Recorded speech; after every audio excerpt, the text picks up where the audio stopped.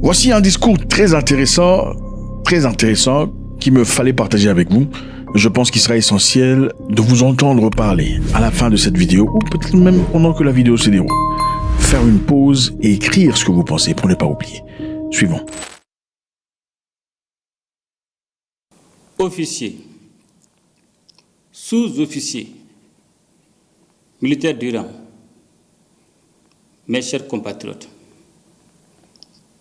en cette date symbolique du 20 janvier, j'ai une pensée pour les pères fondateurs de notre vaillante armée et ceux dont les efforts nous valent la grandeur d'aujourd'hui. Il y a 65 ans, naissait l'armée malienne à la suite d'une décision politique forte du président Modibo Keïta de faire évacuer les forces étrangères restées après notre indépendance. Cette date anniversaire demeure donc un moment de communion entre le peuple et son armée. Plus qu'une simple commémoration, le 20 janvier est également un moment d'examen collectif, de conscience, de gratitude profonde à l'endroit de ces braves femmes et hommes qui portent avec honneur et constante les couleurs de la nation, tout en se dédiant à la défense du territoire et à la protection des personnes et des biens.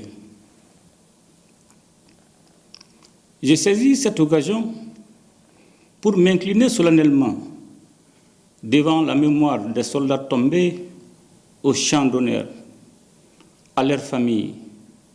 Nous exprimons la reconnaissance éternelle de la nation. Aux blessés, je souhaite un prompt rétablissement. Officiers, sous-officiers, militaires du rang, mes chers compatriotes, il me plaît de rappeler ici que l'armée continue d'encourager des succès sur les différentes théâtres d'opération. En effet, les réformes indispensables engagées au profit des forces armées et de sécurité nous ont permis de disposer d'une armée aguerrie et professionnelle, avec des capacités opérationnelles nettement améliorées. La création de nouvelles unités combattantes plus flexibles découle de notre volonté permanente d'adapter les potentiels militaires à la nature de la menace.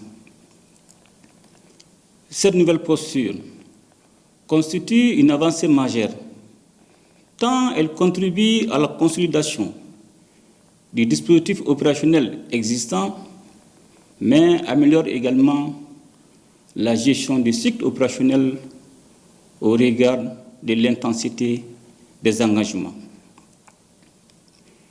Je salue les efforts du gouvernement pour le maintien du rythme d'acquisition des équipements indispensables au profit des différentes armées. La dynamique opérationnelle a changé de manière décisive avec des équipements modernes, des effectifs renforcés, une formation exigeante, une doctrine qui s'adapte à la nature évolutive des menaces de notre époque. La montée en puissance des FAMA est désormais indéniable. En 2026, cette tendance se poursuivra avec détermination à travers l'accroissement des effectifs, la création de nouvelles unités pour assurer une protection de proximité à nos populations. De nouveaux camps verront le jour, notamment à Douila, à Nyoro et à Konobougou, consolidant ainsi la présence de l'État sur l'ensemble du territoire. Le génie militaire doté de moyens accrus, participera à la construction d'infrastructures essentielles au développement. Le démarrage de l'industrie militaire nationale marquera une étape décisive vers l'autonomie stratégique. L'opérationnalisation prochaine de l'hôpital militaire de Banankoro, également hôpital d'instruction, contribuera au renforcement des dispositifs sanitaires déjà existants et réduira sensiblement les évacuations sanitaires vers l'étranger. Officiers, sous-officiers, militaires du rang, mes chers compatriotes, nous gardons en mémoire le défilé militaire du 22 septembre 2025, moment de fierté nationale où l'armée et le peuple ont communié dans une même espérance. Ce moment a également permis de magnifier les efforts consentis par le peuple malien pour son outil de défense. Sur le terrain, les résultats sont éloquents. Nos opérations ont permis de démanteler des sanctuaires terroristes, de sécuriser des zones vitales, de neutraliser des chefs terroristes et de provoquer l'abdication d'autres. Dans ce cadre, et conformément aux exigences de notre contexte, la poursuite du plan Dugoukouloko demeure une priorité, avec le redéploiement d'efforts sur l'ensemble du territoire national et la conduite avec détermination et professionnalisme des opérations majeures qui en découlent, notamment que les tigui pour la recherche et la destruction des sanctuaires terroristes. L'opération Dugoukouloko a enregistré des succès majeurs, favorisant le retour progressif des services sociaux de base dans les zones libérées. Je voudrais ici adresser à nos forces armées et de sécurité mes vives félicitations et leur témoigner la reconnaissance de la nation pour la sécurisation exemplaire de la bien-être artistique et culturelle et pour leur contribution au succès de la deuxième session du Collège des chefs d'État de l'AES, ainsi que la protection héroïque des convois de ravitaillement en carburant, assurant la résilience de notre économie face aux tentatives d'asphyxie. Leur bravoure honore la nation et porte les germes d'un lendemain meilleur pour notre pays. Je note avec satisfaction la conduite par les forces armées et de sécurité des activités civilo-militaires en faveur des populations à l'occasion des engagements. Officiers, sous-officiers, militaires du rang, mes chers compatriotes,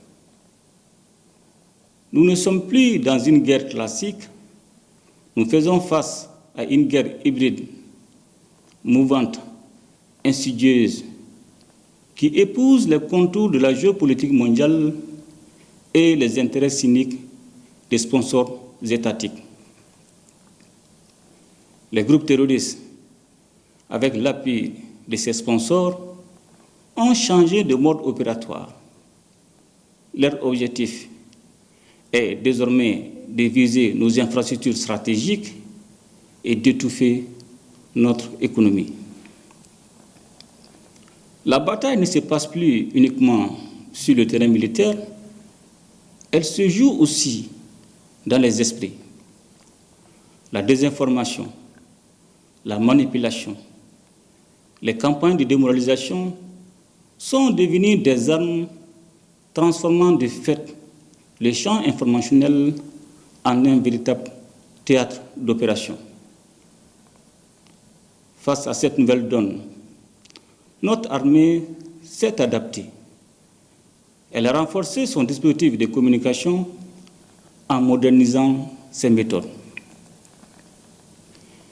Le renforcement des capacités de nos forces armées ne se limite pas à l'acquisition d'équipements. Il répond à une vision politique globale, celle d'un Mali fort, stable et souverain. La création d'une web TV et d'une radio au profit des femmes répond à une volonté politique forte, celle de parler directement à notre peuple, renforcer la confiance et mettre fin aux rumeurs et aux manipulations qui cherchent à fragiliser la nation dans ses fondements mêmes. Et j'exhorte par la même occasion tous les acteurs impliqués dans la bataille informationnelle à redoubler d'efforts et de vigilance face à la désinformation et à la manipulation. Sur le plan de la modernisation, la digitalisation de l'administration, avec la finalisation du système d'information de gestion du personnel de la défense, marque une étape décisive vers une gouvernance plus transparente avec une plus grande maîtrise de nos effectifs. Sur cette lancée de modernisation, l'année 2025 a également été marquée par l'organisation à Bamako de la première édition du Salon BAMEX dédié à la défense et à la sécurité. Cette initiative a constitué une vitrine de notre ambition technologique et a servi de cadre de rencontre entre nos forces et les industriels du secteur, en vue de renforcer l'équipement, la formation, le partage d'expériences et la coopération avec des partenaires respectueux de nos choix, au service de la lutte contre le terrorisme. Officiers, sous-officiers, militaires du rang, mes chers compatriotes, dans le cadre de la coopération au sein de l'AIS, les forces armées et de sécurité ont conduit d'importantes opérations coordonnées avec les pays frères de la Confédération des États du Sahel.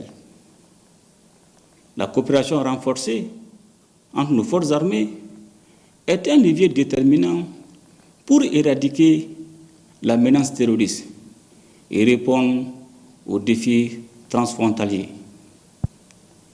L'opérationnalisation le 20 décembre 2025 de la force unifiée de l'AES et la validation des documents stratégiques fondamentaux traduisent notre volonté commune de bâtir une sécurité collective durable, fondée sur la solidarité, l'intégration et l'affirmation souveraine de nos États, conformément à la charte du Liptako-Gourmand et au traité de la Confédération AES.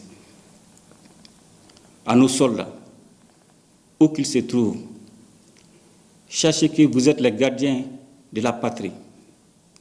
La nation vous regarde. La nation croit en vous. La nation compte sur vous. Elle vous sera toujours reconnaissante. Tout coup porté à l'ennemi, chaque victoire remportée est une lueur d'espoir dans la marche glorieuse de notre pays vers un avenir sûr et une lumière sur le chemin de la pacification totale du pays. C'est sur ces notes d'espoir que je vous souhaite à toutes et à tous une très bonne fête de l'armée dans un Mali uni, prospère et pacifié. Vive les forces armées et de sécurité au service de la nation. Ensemble, nous ferons le Mali Koura.